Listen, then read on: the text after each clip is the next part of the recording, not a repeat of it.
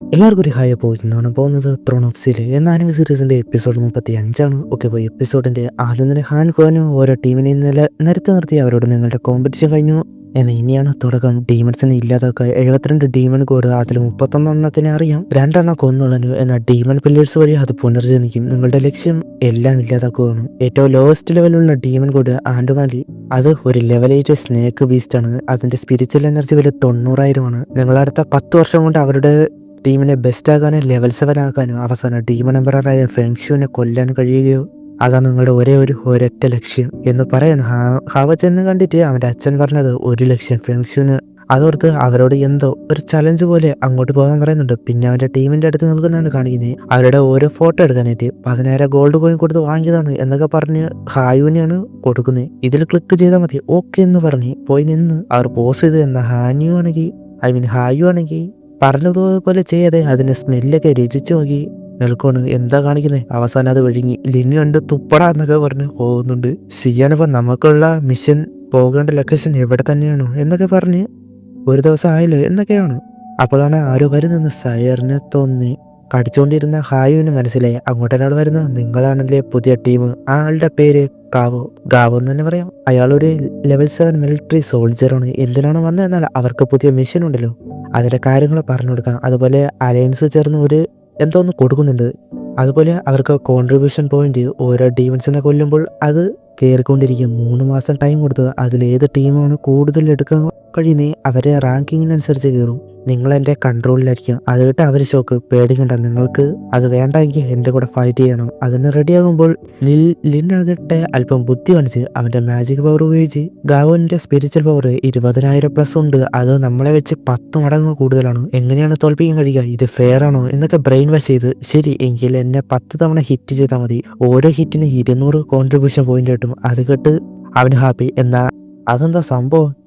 അത് വെച്ച് ഫുഡൊക്കെ വാങ്ങാൻ പറ്റുമോ? എന്താണ് ചെയ്യാൻ? നീ എന്താടാ പറയുന്നത്? അത് മണിയുടെ വാല്യൂ പോലെയാണ് സംഭവം. അവർക്ക് വേണ്ട എക്യുപ്മെന്റ്സ്, അതുപോലെ അപ്ഗ്രേഡ് ചെയ്യാനുള്ള ഫൈറ്റിന് വേണ്ട സാധനം, അത് വാങ്ങണമെങ്കിൽ ഇതാണ് ആവശ്യം. ഒരു ലെവൽ 5 ഡീമൻസിനെ കൊന്ന കിട്ടുക 10,000. ആ ടൈമാണ് ഇവിടെ 200 പോയിന്റ്.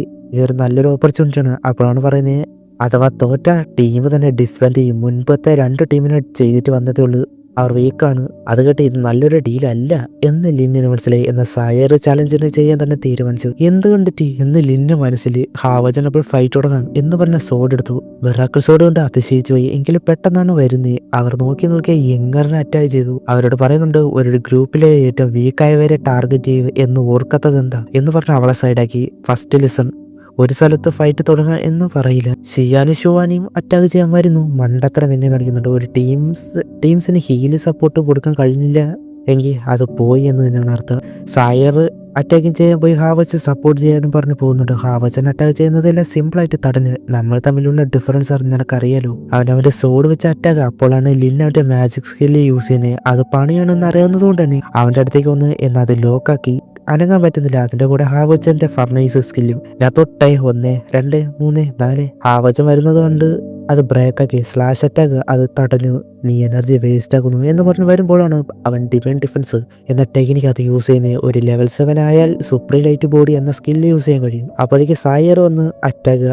അത് മാറി. ഞാൻ ഒട്ടും വിചാരിച്ചില്ല നിനക്ക് ഫർണൈസ് കാണുമെന്ന്. അതുപോലെ സ്പിരിച്വൽ വെപ്പൺ മിറാക്കിൾ സോഡ്, അതുപോലെ ലെവൽ 6 സീക്രട്ട് സ്കില്ലായ ഡിവൈൻ ഡിഫൻസ്, അത് നീ ഏജ് തന്നെ പഠിച്ചു. എന്നാൽ അത് മാത്രം പോരല്ലോ, ഒരു ടീം ലീഡർ ആകുമ്പോൾ ടീമിനെ നോക്കണം. ഇപ്പോൾ 2 പേര് മാത്രമേ ഫൈറ്റ് എന്നോട് ചെയ്യാനുള്ളൂ. അത് തന്നെ ഫെയിലിയറാണ്. ഹാവച്ചൻ നന്ദിയുണ്ട്, എന്നാൽ നമ്മുടെ ടീം യൂണീക്കാണ്. നോക്കുമ്പോൾ ഷുവാനെ അറ്റാക്കിന് വരുന്നു.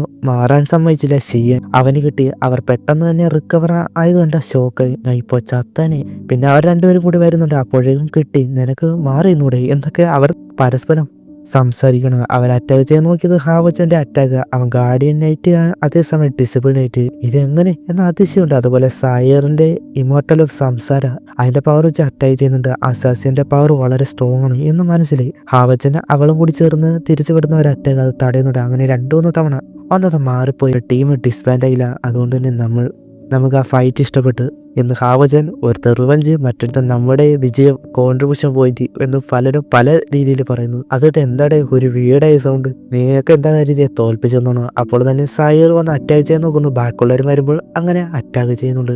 അവരോട് പറയുന്നുണ്ട് ഒരു വാരിയർ ആരെയും നോക്കാതെ അറ്റാക്കിന് മാത്രം വന്ന് എങ്ങനെ ടീമിനെ നോക്കും?